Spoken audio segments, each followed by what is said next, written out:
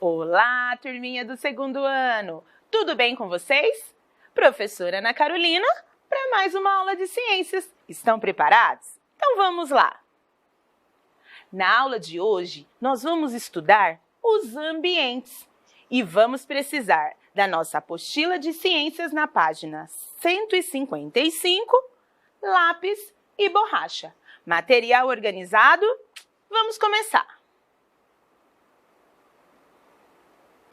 Hoje nós já estamos na apostila nova, né, turminha? E na apostila nova, aquele capricho para poder estudar direitinho. Nós vamos iniciar falando dos ambientes lá na página 155. E olha só que interessante essa primeira parte. Vamos juntos analisar primeiro cada uma das imagens que tem aqui para depois responder as perguntinhas? Olha só. Nessas duas primeiras imagens aí na apostila, aparecem paisagens da cidade do Rio de Janeiro. Olha bem, que imagens bonitas, que lugar maravilhoso. Estão vendo? Aqui, ó, é o famoso Cristo Redentor. É uma das maravilhas que nós temos no mundo, aqui no nosso país. Mais embaixo, nós vamos ter, ó, o Parque Nacional da Serra da Capivara, lá no estado do Piauí. Bem longe da gente. Tá vendo que imagem bonita? E mais em cima, nós vamos ter também as paisagens lá de Brasília, Distrito Federal. Vocês sabiam que esta cidade aqui é a capital do nosso país? Isso, uma cidade bem bonita. Olha só que linda arquitetura. E mais embaixo, nós vamos ter algumas paisagens do Parque Nacional da Serra da Canastra, do estado de Minas Gerais, que é nosso vizinho aqui, pertinho, aqui coladinho, algumas cidades do estado de Minas Gerais, da nossa cidade de Barretos. Agora, ó, imagine que você fará uma linda viagem com a sua família pelo Brasil e observando esses locais, dê a sua opinião. Se você fosse viajar com a sua família, qual lugar você escolheria visitar? Será que seria lá no Rio, lá em Brasília, lá em Minas Gerais, lá no Piauí? Olha só, um lugar mais lindo que o outro. Pensa aí. Enquanto pensa, olha só, primeira questão. Você conhece algum desses locais? Você já visitou algum desses locais? Conhece alguém que já foi lá? E aí? Ó, a professora já foi lá no Rio, visitei o Cristo, já também fui em Brasília, visitei lá o palácio, conheci os monumentos. Ainda não fui em nenhum dos parques nacionais, mas quem sabe um dia. E você, alguém da sua família já foi? Já visitou? Pesquisa aí na sua casa. Em quais desses locais podemos encontrar construções humanas, como ruas asfaltadas, cinemas, teatros e restaurantes? Será que aqui no Rio de Janeiro a gente pode encontrar isso? Creio que sim, né? Olha, tem bastante prédio, ruas, então provavelmente vai ter. Será que aqui, lá no Parque Nacional, lá no Piauí, vai ter? Vê se aqui nessa imagem tem construções humanas. Parece que não, né? Tem mais construções naturais, ou seja, paisagens naturais. E aqui em Brasília, tem, né? Bastantes, né? A gente olha assim e vê só construções humanas. E aqui embaixo, no Parque Nacional de Minas Gerais, lá na Serra da Canastra, também nós temos uma paisagem linda natural. Então, não tem construção humana aqui. Número 3. O que você espera encontrar em um ambiente como a Serra da Canastra e a Serra da Capivara? O que você espera encontrar aqui?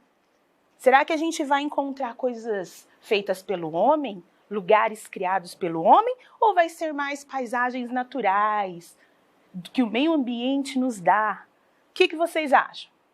É claro que é um ambiente natural. Então, o que a gente vai encontrar? Animais, várias espécies de árvores, né? Então, olha, tudo que o nosso ambiente pode nos oferecer.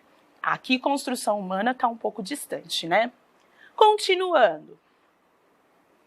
Na página 156, nós vamos falar de ambiente natural e ambiente modificado.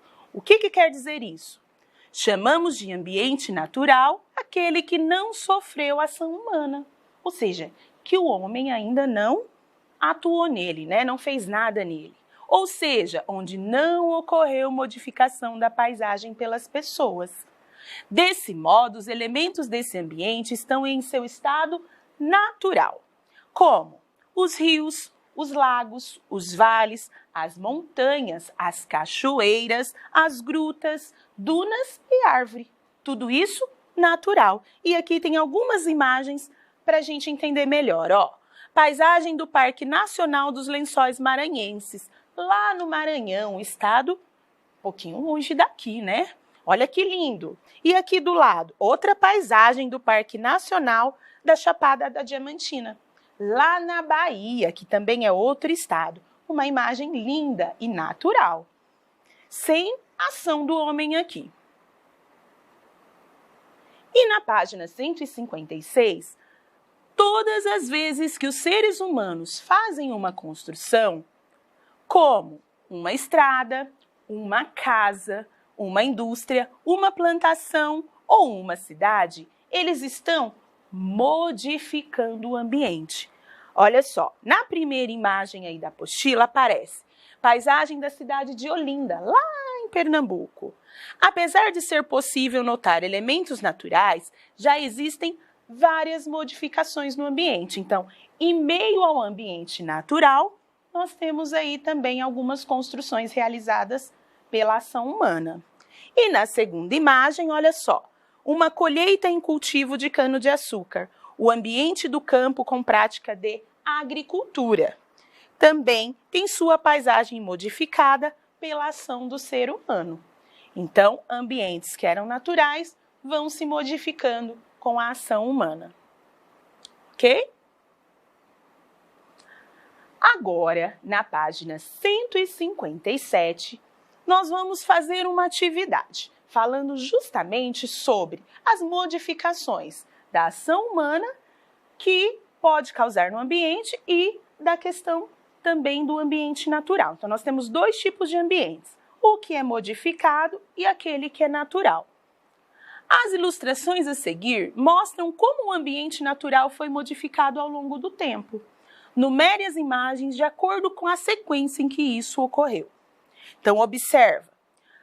Todo ambiente natural não tem ação humana. Então, vamos dizer que esse vai ser o primeiro. Onde que está aqui o ambiente natural, que não tem nenhuma ação humana? Observem comigo, como bons detetives do segundo ano. Olha, na primeira, na segunda, na terceira imagem ou na quarta? Dá para ver? Descobriram?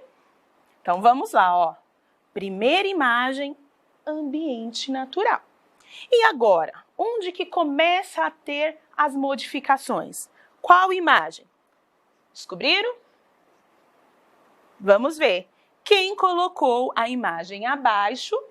Muito bem. Aqui começou a ter a ação humana. Então, tinha as árvores e essas árvores foram cortadas. Em seguida, o que aconteceu? Depois que elas foram cortadas, já montou direto a cidade ou foi montando aos poucos? Olha só. Primeiro foram feitas algumas casas, modificando, e por último, olha só, já está com características de uma cidade, né? Prédios, casas, automóveis, ruas, então todas as características que uma cidade tem. Como é que ficou? Ó, primeiro, segundo embaixo, terceiro ao lado, quarto em cima, tá ok? Confere aí, vê se colocou os números corretamente. Pronto? Continuando. Na página 158, número 2. Na natureza, a árvore brasileira chamada ipê-rosa é fácil de ser identificada entre os meses de junho e agosto. Olha, falar de ipê na nossa cidade, hein? Aqui tem vários. Quando ela está em florescimento, então entre os meses de junho e agosto. Nas cidades, nessa mesma época, os ipês cultivados nas calçadas chamam a atenção pela beleza de suas flores. Então agora, junto comigo, contorne os ipês rosas nas imagens. Nós temos duas imagens, ó, ipês rosas na natureza de Cáceres, lá no Mato Grosso, e aqui outra cidade, que é Valinhos, no interior de São Paulo. Vocês vão pegar o lápis e vão contornar onde que aparecem os ipês rosas. Então, onde tem a florzinha, vocês vão circular. Eu fiz aqui alguns círculos, ó, eu circulei esse e aqui na segunda imagem esse. Vocês vão pegar aí o lápis de vocês e fazer o círculo nos outros. Não tem só esses que a professora circulou, não. Tem mais. Então, você aí vai fazer o seu, tá? Completa aí. Acaba de circular todos os hiperrosas que aparecem nas imagens. E, em seguida, vamos responder a letra B, ó. Por que o ipê é facilmente identificado durante o seu florescimento, mesmo havendo tantas árvores ao seu redor? Então, tem muitas árvores, mas por que nós conseguimos ver os ipês? O que ele tem de diferente? Pensa aí, vê se você pensou igual a professora, ó. O que eu percebi? Porque a cor rosa das flores se destaca em meio às outras árvores.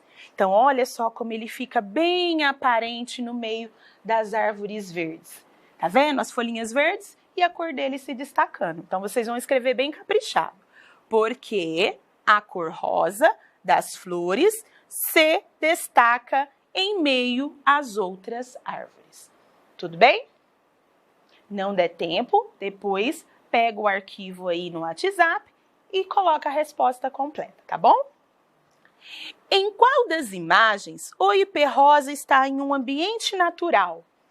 A primeira imagem mostra um ambiente natural ou é a segunda imagem que mostra um ambiente natural? Pensaram? Tá bem fácil essa, hein? Quem colocou na imagem 1 está correto. A primeira imagem mostra um ambiente natural. Tudo bem? Agora, depois de respondida a página 158, tem aqui logo abaixo da página de vocês, ó, tem aqui uma informação importante sobre os parques nacionais, ó. Existem parques que foram criados para preservar os ambientes naturais e tudo o que há nele, a fauna, a flora e as fontes de água. Chamamos de fauna o conjunto de espécies animais que vivem em determinado ambiente. Então, os animais representam a fauna. E a flora representa o conjunto de espécies vegetais de determinado ambiente. Então, os vegetais, o conjunto de vegetais e a variedade representa a flora. E os animais representam a fauna. Por isso, é importante estes parques nacionais para a preservação do nosso meio ambiente. Continuando, lá na página 159, olha só, vamos falar de dois ambientes, o ambiente aquático e o ambiente terrestre. E eu tenho certeza que vocês já ouviram falar sobre isso, ó.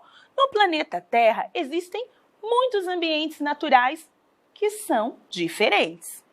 Cada um apresenta características próprias e podem ser divididos em ambientes terrestres e ambiente aquático.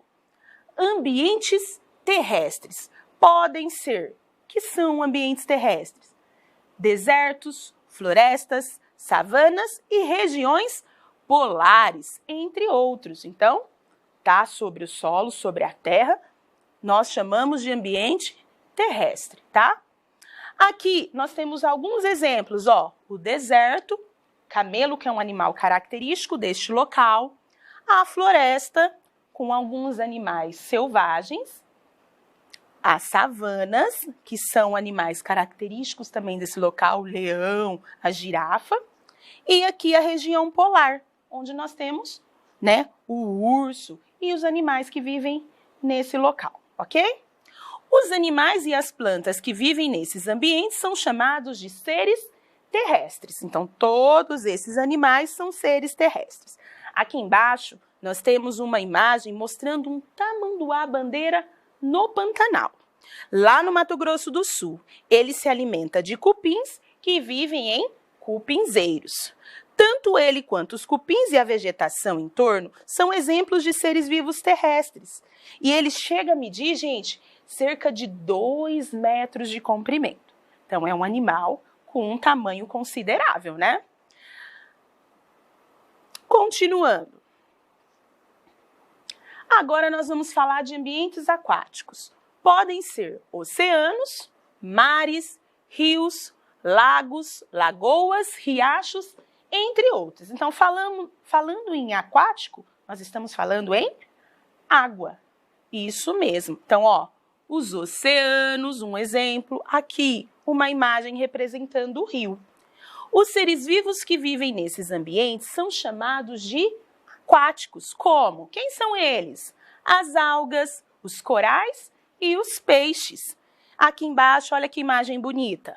São peixes piraputangas na nascente do rio Bahia Bonita, em Bonito. Bonito é uma cidade lá do Mato Grosso do Sul. Eles medem cerca de 60 centímetros de comprimento, ok? Aqui são animais que vivem, então, no ambiente aquático. Na página 160, nós vamos agora falar sobre esses dois tipos de ambientes que nós acabamos de ver, tá? Ambiente terrestre e ambiente aquático. E observando as imagens, nós vamos circular. Vocês vão precisar, ó, lápis de cor vermelho, lápis de cor azul. Se não tiver, troca por uma outra cor, tá bom? Ou coloca V de vermelho na imagem e A de azul na outra, aí vocês escolhem o que fica melhor, tá bom? Então aqui, vamos ver onde cada um desses animais vivem? O primeiro, ó, a arara canindé, ela é aquática ou ela é terrestre? Onde que ela vive? Ela é terrestre, por isso eu circulei aqui de vermelho. E agora, o próximo, o boto cor-de-rosa, ele é aquático ou terrestre? Dá para ver, né? Olha onde ele está. O coati, olha aqui embaixo, ele está onde? Pela imagem a gente já consegue identificar. E aqui, a cobra jararaca. Vamos ver? Azul para aquático e vermelho para terrestre. Vamos ver quem acertou. O boto, ele é aquático, então circulamos de azul. E agora? A cobra jararaca, ela é terrestre, então circulamos de vermelho. E o coati também é terrestre, por isso circulamos de vermelho também.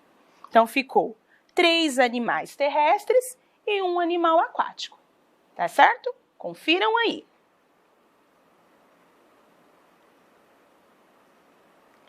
Bom, se não deu, depois volta e confere lá de novo no arquivo. Porque agora nós vamos na página 161 falar de animais silvestres e animais aquáticos. Nós vimos já ambiente modificado, ambiente natural. Nós vimos animais que são aquáticos e animais terrestres. E agora nós vamos ver animais silvestres e animais domésticos. Vamos lá? Os animais que vivem ou nascem em um ambiente natural são chamados de animais silvestres.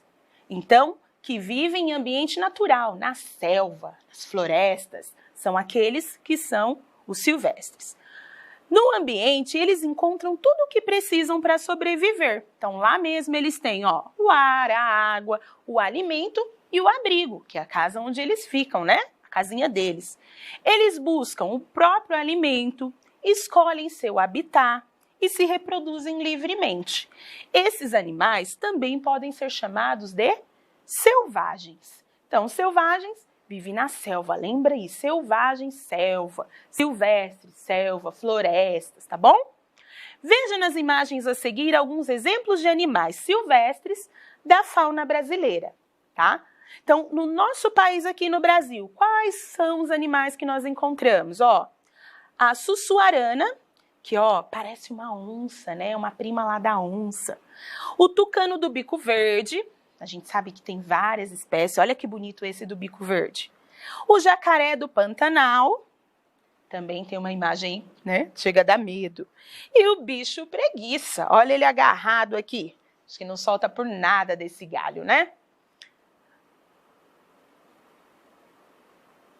Na página ainda 161, vai continuar falando, ó.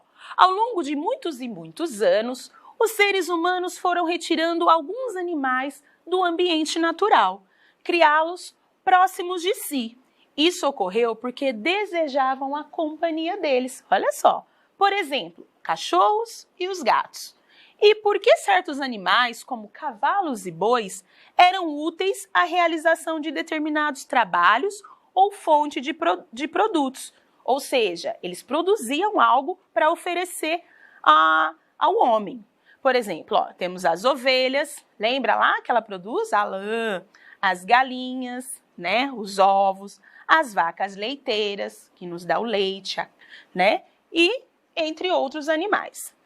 Os animais que não vivem em seu ambiente natural e que convivem com o ser humano, acostumado com a presença deles, são chamados de animais domésticos, tá? Animais domésticos. São exemplos de animais domésticos: a cabra, o cachorro, o cavalo, o coelho, a galinha, o ganso, o jumento, a ovelha, o pato, o peru, o porco, a vaca, entre outros animais. Então, são vários animais que têm essa característica de viver próximo de nós, seres humanos, ok? Bom, então nós vimos que nós temos dois tipos de animais, né? Domésticos e o silvestre. Lembrando que esse doméstico, ele vive próximo de nós, depende da nossa alimentação, do nosso cuidado, então é importante cuidar bem. Na página 162 tem uma atividade para vocês fazerem como tarefa e mandar para a professora falando sobre animal silvestre e animal doméstico. Bem simples, olhar a imagem e fazer um X. Se este animal ele é silvestre ou se ele é doméstico. Na página 165, uma outra tarefinha para vocês, tá? Contorna as imagens e aí vocês vão colocar se ela foi construída pelo ser humano ou se ele é um ambiente natural. E embaixo escrever se são animais silvestres ou domésticos. Gostaram? Bem fácil essa tarefa. Faz e manda para a professora. E vamos ficando por aqui. Hoje nós aprendemos um monte de novidades da área de ciência. Espero que você tenha gostado aí em casa. E eu espero vocês na próxima semana com mais conhecimento. Aquele beijo no coração, turminha do segundo ano, e até a próxima aula. Tchau, tchau!